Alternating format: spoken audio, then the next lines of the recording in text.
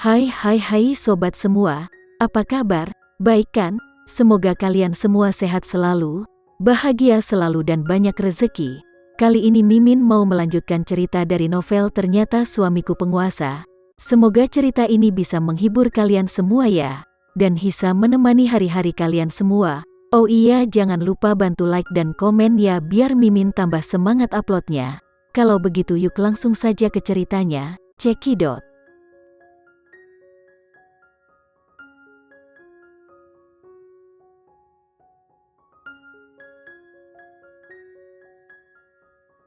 Tuan Andrean, kami mengetahui berita bahwa semua barang bukti diserahkan oleh Citra, putri pertama keluarga Bramasta, ke departemen terkait. Sekretaris itu buru-buru melaporkan. Apa? Ternyata Citra yang memberikan barang buktinya?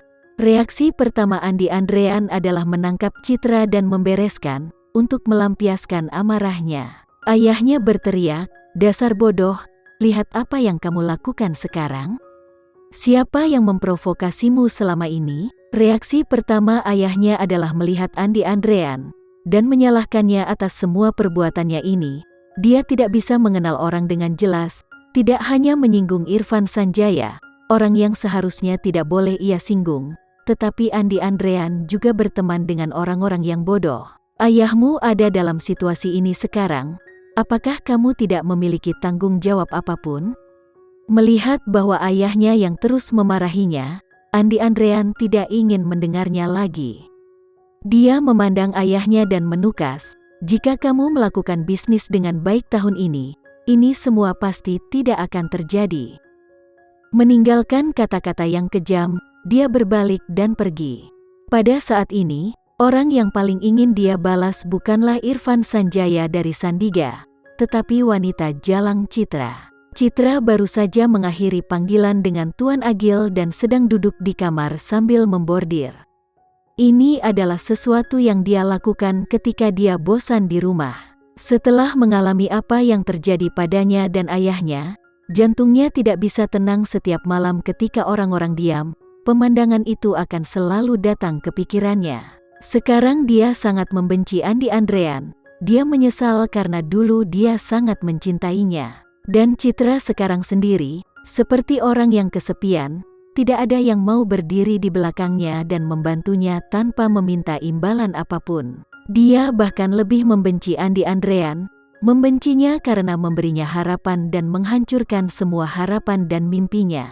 Dia membenci begitu banyak orang, membenci mereka yang membuatnya kehilangan kebahagiaannya. Dia bersumpah dalam hati bahwa dia akan mengambil nyawa semua orang yang dia benci cepat atau lambat. Tetapi saat ini, yang bisa ia lakukan hanyalah menunggu kabar baik dari Tuan Agil, dan menunggu kekalahan dari keluarga Andrean. Sambil menunggu, Citra harus menemukan sesuatu untuk mengalihkan perhatiannya, jadi dia membeli bordir untuk disulam. Citra menyulam jahitan demi jahitan. Pintu yang tertutup terbuka dari luar, dan kemudian, dengan marah Andi Andrean muncul di depannya.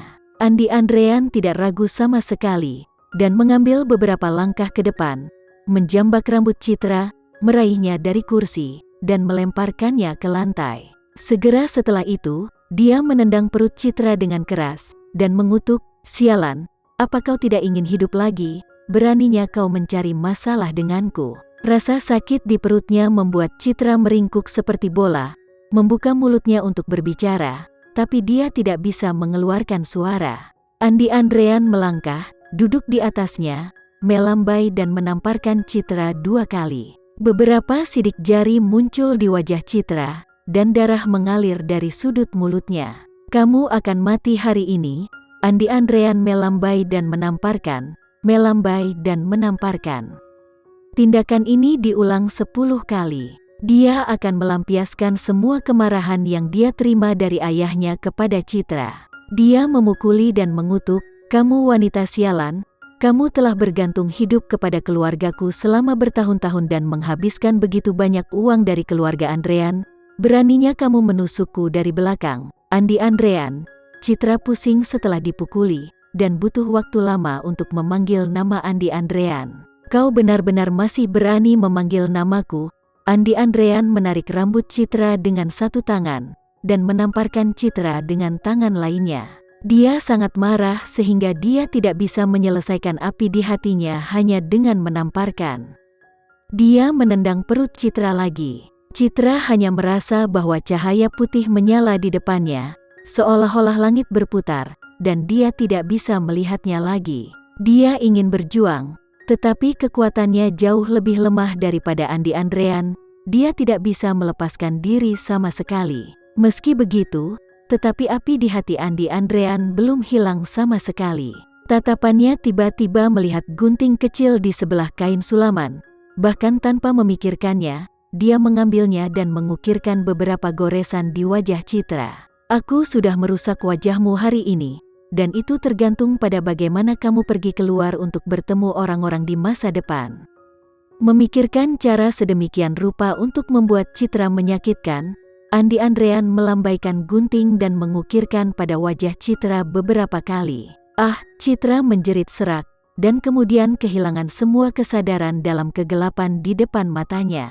Melihat Citra pingsan, Andi Andrean menjatuhkan gunting dan berkata sambil berjalan ke pintu, "Jangan bersembunyi lagi, kamu bisa menyelamatkan hidupnya dengan mengirimnya ke rumah sakit tepat waktu." Ayah Citra berjalan perlahan dari samping, dan berkata tanpa senyum, "Tidak masalah jika dia berani melakukan hal-hal yang tidak baik. Aku minta maaf kepada keluarga Andrean, dan membiarkannya menderita seperti ini." Andi Andrean memandang ayah Citra dan mendengus, "Bagaimana dia bisa menjadi putri kandungmu?" Ayah Citra tidak menjawab.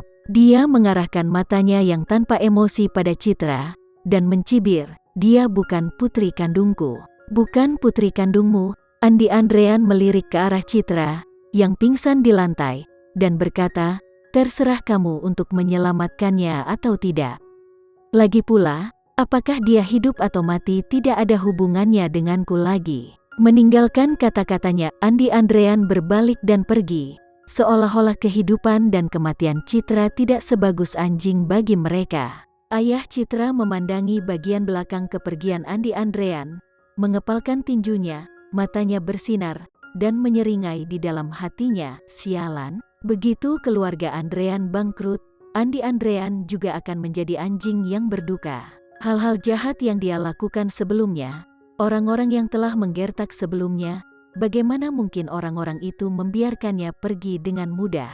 Pada saat ini, jika aku masih tidak mengenali situasinya, berani menyakiti orang lain, dan berani mengaku sebagai tuannya, maka ditakdirkan bahwa Andi Andrean tidak akan pernah kembali. Memikirkan ini, hati Septian Bramasta, ayah Citra, tidak terkatakan. Selama bertahun-tahun, dia telah membantu keluarga Andrean untuk melakukan beberapa hal buruk karena dia memiliki pegangan di tangan orang tua itu, ayahnya Andi. Sekarang keluarga Andrean telah jatuh, ia kehilangan pendukung, serta ancaman baginya. Setelah waktu yang lama, Septian Bramasta, ayah putri, memalingkan pandangannya untuk melihat Citra, yang sedang berbaring di lantai dan telah kehilangan kesadarannya. Sebelum menikah, dia mengetahui bahwa dia menderita azoospermia, dan dia tidak dapat memiliki anak sendiri dalam hidupnya. Hal ini merupakan rahasia di dalam hatinya, rahasia yang tidak pernah ingin dia sebutkan di depan orang lain. Jadi tidak lama setelah pernikahan, dia membuat ibunya Putri berpura-pura hamil, dan kemudian menemukan bayi yang ditinggalkan, berpura-pura menjadikannya sebagai anak mereka.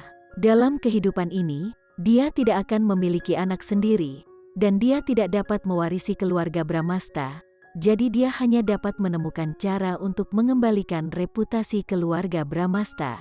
Uang, kekuasaan, ketenaran dan kekayaan, hal-hal yang seharusnya menjadi milik keluarga Bramasta, ia harus melakukan segala yang mungkin untuk mendapatkannya kembali. Namun, siapa yang tahu bahwa setelah puluhan tahun bekerja keras, apa yang aku inginkan tidak diperoleh.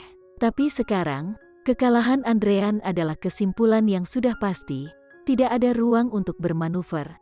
Ia harus mengambil waktu untuk berpikir tentang jalan ke depan. Ketika keluarga Andrean dikalahkan, dia tidak akan membiarkan dirinya masuk. Adapun Citra yang masih terbaring di lantai, dia masih akan mengirimnya ke rumah sakit agar Citra cepat segera tertolong. Setelah semuanya beres, dia tidak ingin mendapatkan gugatan seumur hidupnya.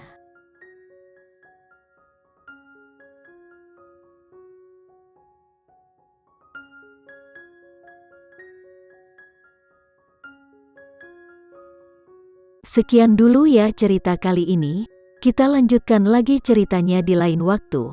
Oh iya, bagaimana menurut kalian? Semoga bisa sedikit menghibur kalian semua.